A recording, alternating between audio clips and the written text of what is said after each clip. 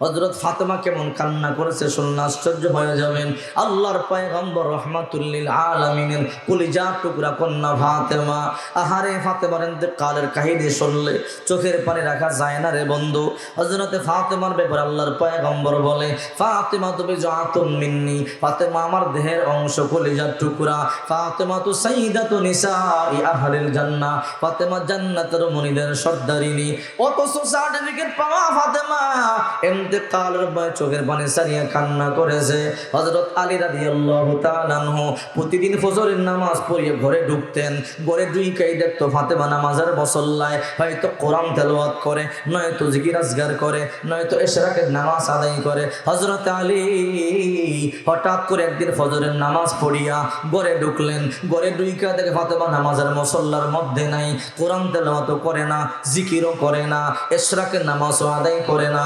হযরত আলী টেনশনে পড়ে গেল, কিরে প্রতিদিন ঘরে ঢুকেই ফাতেমা নামাজের মুসল্লার মধ্যে পাই, আজকে ফাতেমা নামাজের মুসল্লার মধ্যে নাই। হযরত আলী পুরা ঘর তন্ন তন্ন করে তালাশ করলো, ফাতেমা কই? পুরা ঘর তালাশ করে ফাতেমারে পাওয়া গেল না। হঠাৎ করে তাকাইয়া দেখে ফাতেমা রান্না করে গিয়ে রান্না বসাইয়া দিল। সকাল বেলায় রান্না বান্না করতেছে, বিশাল বড় পাতিলার মধ্যে পানি গরম করতেছে। এত বড় আটার খামিরা বানাইলো, যেই খামিরা দিয়ে রুটি বানাইলে এক সপ্তাহ পর্যন্ত খাওয়া যাবে। ঘরে যত পুরাতন কাপড় চোপড় আছে সব দাও তো করবার জন্য নামাইছে। আল্লাহু আকবার বলেন।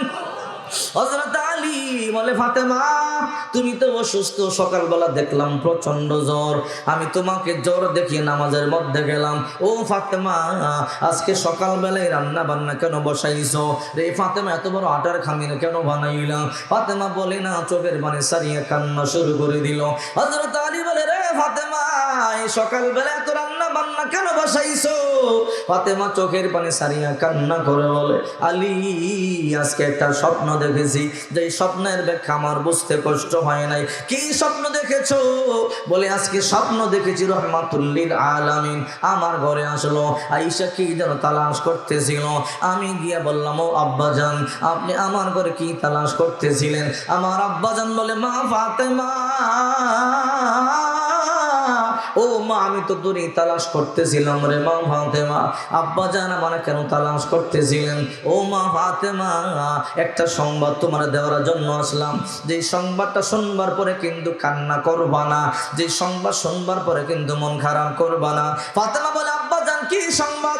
ও ফাতেমা আজকে সাহারি খাইছো আলীর সাথে, ইফতার করবা আমার সাথে। আল্লাহু আকবার বলেন।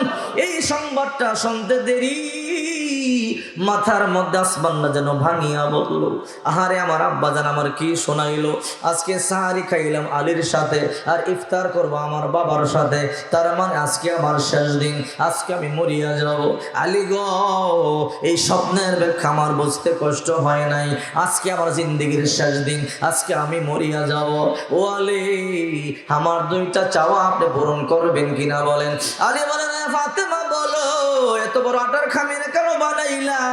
বলে, আলী গো আমি ভালো করিয়া জানি আজকে আমার শেষ দিন, আজকে আপনি আমারে বড় ভালোবাসেন, হাসান হোসেন আমারে বড় মোহাব্বত করে, আজকে যখন আমার ইন্তেকাল হয়ে যাবে, আজকে যখন আমি মরিয়া যাব, ও আলী আমার ঘরে এক সপ্তাহ পর্যন্ত রান্না বান্না হবে না, আপনিও না খায়া থাকবেন, হাসান হোসেন না খায়া থাকবে, আমি মা ফাতেমা সহ্য করতে পারবো না রে আলী। এই জন্য তো বড় আটার খামিরা বানাইয়া দিয়া গেলাম, রুটি বানাইয়া দিয়া যাব, এক সপ্তাহ পর্যন্ত শুকাইয়া শুকাইয়া খেতে পারবেন। ও ফাতেমা বুঝলাম। ও ফাতেমা এবার বলো ঘরে যত পুরাতন কাপড় চোপড় ছিল সব কেন নামাইলা? ফাতেমা চোখের পানি সারিয়া কান্না করে বলে, আলী আপনি ভালো করিয়া জানেন আমি আপনার খেদমত করতে বড় ভালোবাসি, আমি আপনার খেদমত করতে বড় পছন্দ করি। আলী গো আজকে আমি মরিয়া যাব, আমি আজকে আর আপনার খেদমত করতে পারবো না, আপনার কাপড় চোপড় দাও তো করতে পারবো না। ও আলী এই জন্য সব কাপড় চোপড় নামাইলাম, জরমের মতো সব কাপড় চোপড় দাও তো গুড়িয়ে দিয়ে যাব। ফাতেমা কান্দে, আলীও কান্দে। কান্নার আওয়াজ শুনি হাসান হোসেন দৌড়ে চলে এলো। মা হঠাৎ করে চোখের পানি সারিয়া কেন কান্না করো? ফাতেমা মনে মনে চিন্তা করে, আমার ইন্তেকালের সংবাদ সন্তানদেরকে বললে দুইটা সন্তান কলিজা ফাটিয়া মরিয়া যাবে, সন্তানদেরকে এই সংবাদটা বলা যাবে না। ফাতেমা এবার বলে, ও হাসান হোসাইন, যা যা নানা রওজা পাকের সামনে যা, নানার সাথে গিয়ে কথা বল। কিতাবের মধ্যে আছে হাসান হোসাইন যখন আল্লাহর পয়গম্বর রওজার সামনে গিয়ে সালাম দিত, আল্লাহর পয়গম্বর দুনিয়ায় থাইকা যেমনি কথা বলতেন, রওজা শরীফ থেকে ওই রকম কথা বলা শুরু করে দিত। হাসান হোসাইন রওজা বাগে চলে গেল। ফাতেমা স্বামীর কাছ থেকে জনমের মতো বিদায় নেয়। ফাতেমা চোখের পানি সারিয়া কান্না শুরু করে দিল। কিছুক্ষণ পর আমার ইন্তেকাল হয়ে যাবে, আমার জানটা কবজ হয়ে যাবে। এইবার ফাতেমা বলে, ও আলী, সেই ছোট্টকালে আমি আপনার সংসারে আইছি, ভালো একটা শাড়ি চাই নাই, ভালো একটা গহনা চাই নাই, এক জোড়া ভালো জুতা আমি চাই নাই। আলী গো, আজকে আমি মরিয়া যাও, আজকে আমার শেষ দিন, আমার দুইটা চাওয়া পূরণ করবেন কিনা বলেন? আলী বলে, ফাতেমা বলো কি চাওয়া, তোমার চাওয়াগুলো অবশ্যই পূরণ করব। বলে, আমার এক নাম্বার চাওয়া হলো গো আলী, আজকে যখন আমি মরিয়া যাব, আলী গো, আমার লাশটা নিয়ে ময়দানে যাবেন না, প্রকাশ্যে জানাজা দিবেন না, গোপনে আমার লাশটা আপনি জানাজা দিয়ে দাফন করিয়া দিবেন। আলী বলে, কেন রে ফাতেমা, তুমি নবীজির কলিজার টুকরা কন্যা, খাতুনে জান্নাত ফাতেমা, তোমার ইন্তেকালের সংবাদ শুনলে পরে গোটা মদিনার মধ্যে মানুষের জ্বর বয়ে যাবে, গোটা মদিনার মধ্যে সবচেয়ে বেশি বড় জানাজা হবে। ফাতেমা বলেন, না রে আলী না, সারা জনম বড় আমি পর্দা করেছি, কোনো বেগানা পুরুষ আমার দেখে নাই, যদি আমি মরিয়া যাওয়ার পরে লাশটা নিয়ে ময়দানে যান, যারা দেখে নাই তারাও আমার লাশটা দেখবে, দেখা বলবে ফাতেমা এতটুকুন লম্বা ছিল, এতটুকুন মোটা ছিল, চওড়া ছিল না, আমার লাশটা গোপনে দাফন করিয়া দিবেন। আলী বলে, ফাতেমা যাও, তোমার এক নাম্বার ওয়াদা রাখবো, তোমার লাশটা গোপনে দাফন করিয়া দিব। রে ফাতেমা, তোমার 2 নম্বর শর্ত বলো। আলী গো, আমার 2 নম্বর শর্ত হলো, আমি ভালো করিয়া জানি আপনি যুবক মানুষ, আপনার খেদমতের প্রয়োজন আছে, আমার ইন্তেকালের পরে আপনি দ্বিতীয় বিয়া করবেন, এতে আমার কোনো আপত্তি নাই। আলী গো, আপনি দ্বিতীয় বিবাহ করবার পরে বিবিরি নিয়ে ঘুমাইবেন, এত আমার কোনো আপত্তি নেই। আলী, আপনি ভালো করিয়া জানেন হাসান হোসাইনকে আমি বড় ভালোবাসি, আমার 2টা সন্তান আমি বড় মোহাব্বত করি, আমার 2টা সন্তানের বুকের 2 পাশে নিয়ে আমি ঘুমাই। ও আলী, আজকে আমি মরিয়া যাব রে আলী, জীবনে আর আমার সন্তান 2টারে আমি মা বুকের মধ্যে নিয়ে ঘুমাইতে পারবো না। ও আলী, আমি কবর দেশে চলে যাব, কিছুদিন পরে আপনি নতুন বিবাহ করবেন, আপনি নতুন বিবিরে নিয়ে ঘুমাইবেন, এতে আমার কোনো আপত্তি নাই, কিন্তু আলী আপনি একটু লক্ষ্য করে দেখেন, আমি যখন মরিয়া অন্ধকার কবরে চলে যাব, ও আলী, আপনি তখন নতুন বিবিরে নিয়ে ঘুমাইবেন, আর পাশের ঘরে আমার 2টা সন্তান গভীর রাত্রে যখন মা মা বলিয়ে কাঁদবে, ও মা ফাতেমা তুমি কই, ও মা ফাতেমা তুমি কই, আমরা 2 ভাই বড় ভয় পাই, বাবা নতুন মায়ের নিয়ে ঘুমায়, আমি অন্ধকার কবরে থাইকা সইতে পারবো না রে আলী, আপনি আমার ওয়াদা দেন রে আলী, অন্তত সপ্তাহে 1টি রাত 2টা সন্তানের মুখে নিয়ে ঘুমাইবে। আলী বলে, ফাতেমা তুমি কান্না করিও না, আমি ওয়াদা দিলাম তোমার কথা আমি রাখবো। ওইদিকে হাসান আর হুসাইন আল্লাহ নবী রওজা পাকের সামনে গিয়ে কথা কয়, আল্লাহর পয়গম্বর বলে, রে হাসান, রে হুসাইন, তাড়াতাড়ি যা, আজ আর কথা বলা লাগবে না। বলে, নানা কেন কথা বলবেন না? ও নানা রাগ করছেন কিনা বলেন? বলে, না রে রাগ করি নাই, তো কেন কথা বলবেন না? আল্লাহর পয়গম্বর বলে, কথা বলবার সময় বহু পাবি, কিন্তু মায়ের দেখতে পারবি না, কিছুক্ষণ পর তোদের মা আমার কাছে চলে আসবে, তাড়াতাড়ি বাড়িতে যা, মায়ের গিয়া জনমের মতো দেখ। এই কথাটা শুনতে দেরি মাথার মধ্যে আসমানটা যেন ভাঙ্গিয়া বলল। 2টা ভাই মাটির মধ্যে ঘোরাঘুরি করিয়া কান্দে, এক ভাই আরেকবার গোলার মধ্যে দূরিয়া কান্দে আর বলে, রে ভাই হাসান, মা যদি চলিয়া যায় আমরা কারে মা বলে রাখবো, কে আমাদেরকে গোসল দিবে? ক্ষুধা লাগলে কে সান্ত্বনা দিবে, কে মাথার চুল আশ্রয়া দিবে, কে আমাদেরকে আদর করবে, যত্ন করবে। দুই ভাই গলা কাটা মুরগির মতো ছটফট করে কান্দে। দুই ভাই কিছুক্ষণ পর ওইটা দৌড়াইয়ে বাড়িতে গেল। না, মায়ের মরতে দেওয়া যাবে না। দুই ভাই বাড়িতে গিয়ে মায়ের গলার মধ্যে জাগরে ধরে বলে, মা সত্য কথা কেন গোপন করছো? বলে, কি সত্য কথা? না না, সব বলিয়া দিছে। ও মা, তুমি নাকি আজকে আমাদেরকে রাখিয়া চলিয়া যাইব। মা গো, তুমি না জানো তোমার বুকে না দড়িয়ে আমরা ঘুমাইতে পারি না। ও মা, তুমি যদি চলিয়া যাও, কার গলার মধ্যে দড়িয়ে আমরা ঘুমাবো? ও মা, ক্ষুধা লাগলে কি খাবার খাওয়াবে, কে পোশাক পরাবে, কে গোসল দিয়ে তেল মালিশ করে দিবি? ফাতেমার কলিজাটা ফাটিয়া যায়। আল্লাহ, আমি আমার সন্তানদেরকে কি বুঝ দিব? ফাতেমা দুইটা সন্তান রে মাজিয়া মাজিয়া জনমের মতো গোসল করায়, দুইটা সন্তানকে জনমের মতো আদর করিয়া করিয়া গোসল দেয়। জীবনের শেষ গোসল, আর আমি গোসল দিতে পারবো না। দুইটা বাইরে গোসল দিয়া সুন্দর করিয়া জামা পরাইয়া তেল মালিশ করে দিয়া ফাতেমা দুইটা সন্তানের দিকে অনেকক্ষণ তাকাইয়া রইল। আর জিন্দগিতে তোদেরকে দেখতে পারবো না। ফাতেমা যখন সন্তান দুইটার আদর করিয়া বিছানার মধ্যে শুয়ে পড়ল, সন্ধ্যা যখন হয়ে গেল, ফাতেমার জানটা কবজ হয়ে গেল। দুই ভাই গলা কাটা মুরগির মতো মায়ের দুই পার্শ্বে ছটফট করিয়া করিয়া কান্দা শুরু করে দিল। হযরতে আলী লাশটা দাফন করবার জন্য অপেক্ষা করতেছে। খাটিয়ার তো চারটা পাশ, হাসান এক পার্শ্বে ধরেছে, হুসাইন এক পার্শ্বে ধরেছে, আলী এক পার্শ্বে ধরেছে, আরেকটা পাশ তো খালি কে ধরবে? আল্লাহর পয়গম্বরের রওজার সামনে একটা সাহাবী ঘুমায়, নাম তার আবু যর গিফারি। হযরত আবু যর গিফারি খাদেমে খায়রুল बशर खदमतों में जिंदगी भर न बनाया अपना घर, खदमतों में जिंदगी भर न बनाया अपना घर।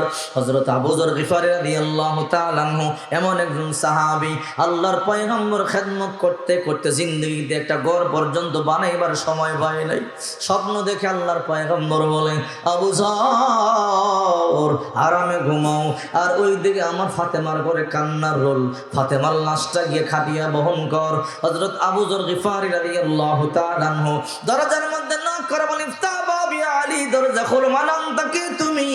আনা আবু যর গিফারি। আবু যর, কেন আসলা? বলে, আমি আসি নাই, আল্লাহর পয়গম্বর আমারে পাঠাইছে ফাতেমার লাশের খাটিয়া বহন করবার জন্য।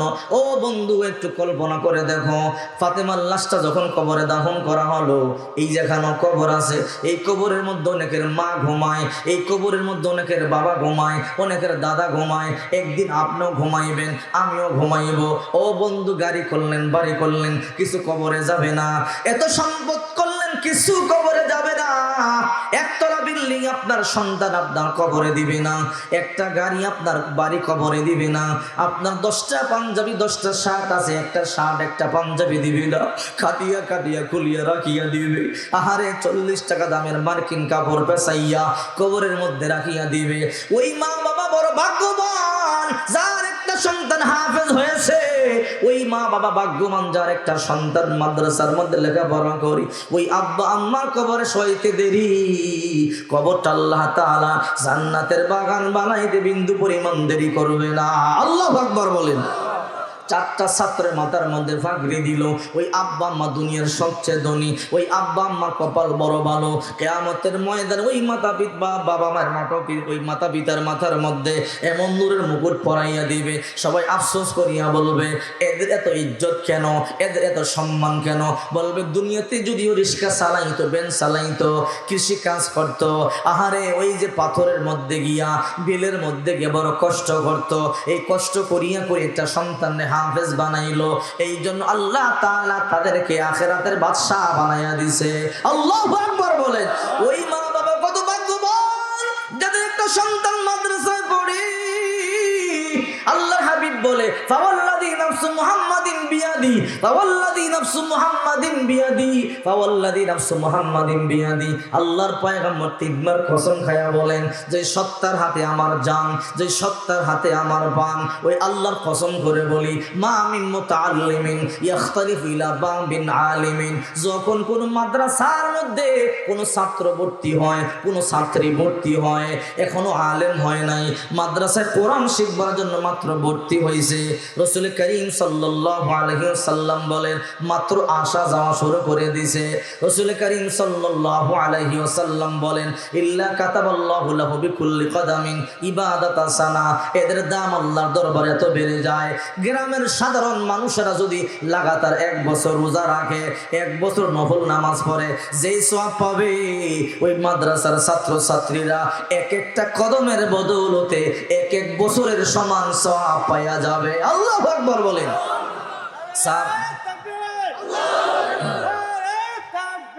আল্লাহু আকবার।